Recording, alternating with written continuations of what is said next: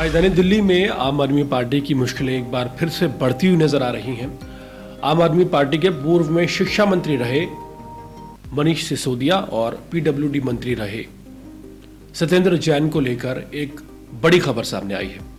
सत्येंद्र जैन और मनीष सिसोदिया को anti corruption bureau ने समन दिया है और 6 जून को सत्येंद्र जैन को एंटी करप्शन के सामने पेश होना है और 9 जून को मनीष सिसोदिया को एंटी करप्शन ब्यूरो के सामने पेश होने को कहा गया है।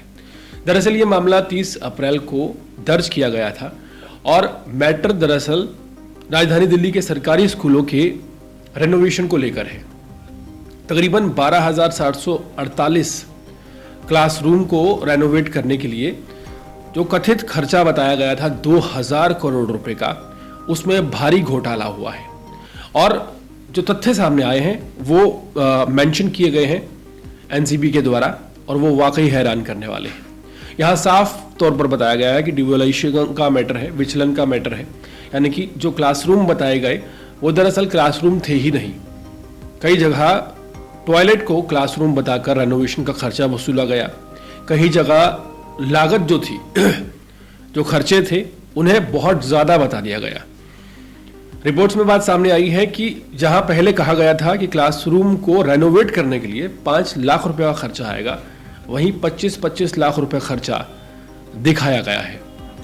और इससे हटकर सबसे ज़्यादा हैरानी की बात यह है कि 12,748 जिन क्लासरूम्स की बात की जा रही है वो क्लासरूम उतनी तादाद में मौजूद ही नहीं है। मिली जानकारी के मुताबिक एक स्कूल की 4 शिफ्ट बताई गई हैं और इस तरह से क्लासरूम की संख्या 12,748 कर दी गई है।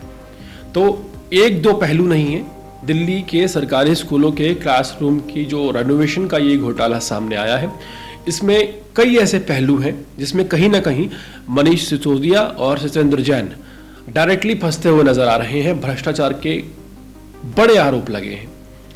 एक ऐसी पार्टी जो राजधानी दिल्ली में जिस वक्त आई थी उस वक्त भ्रष्टाचार को लेकर बहुत ज़्यादा चर्चाओं में थी और साफ तौर पर उस पार्टी का ये कहना था कि हम ना भ्रष्टाचार करेंगे ना करने देंगे, भ्रष्टाचार करने वालों को जेल में भेजेंगे। वही पार्टी जब दिल्ली में आती है, मनीष सिसोदिया को शिक्षा क्रांति का जनक की उपाधि देती है और शिक्षा क्रांति के जनक क्या कर रहे हैं, ये सबसे बड़ा सवाल है। एक क्लासरूम को रेनोवेट करने के लिए 5 लाख रुपए अनुमानित मांगे जाते हैं और उस 5 लाख रुपए के भी जनता से 25 लाख रुपए वसूले जाते हैं। और सोचिए कि एक क्लासरूम जो अगर आप जमीन भी खरीदें तो जमीन से खरीदने के बाद 25 लाख रुपए में बन के तैयार हो सकता है, उसके रेनोवेशन के 25 लाख रुपए मांगे गए। एक शिफ्ट की जगह 4 शिफ्ट दिखाई गई और साथ ही साथ जहां कई जगह ये बात सामने आई है कि टॉयलेट को क्लासरूम बता दिया गया और उसके नाम पर बेसी 5 लाख रुपए से लेकर 25 लाख रुपए रेनोवेशन के नाम पर, डिवोल्यूशन के नाम पर वसूले गए।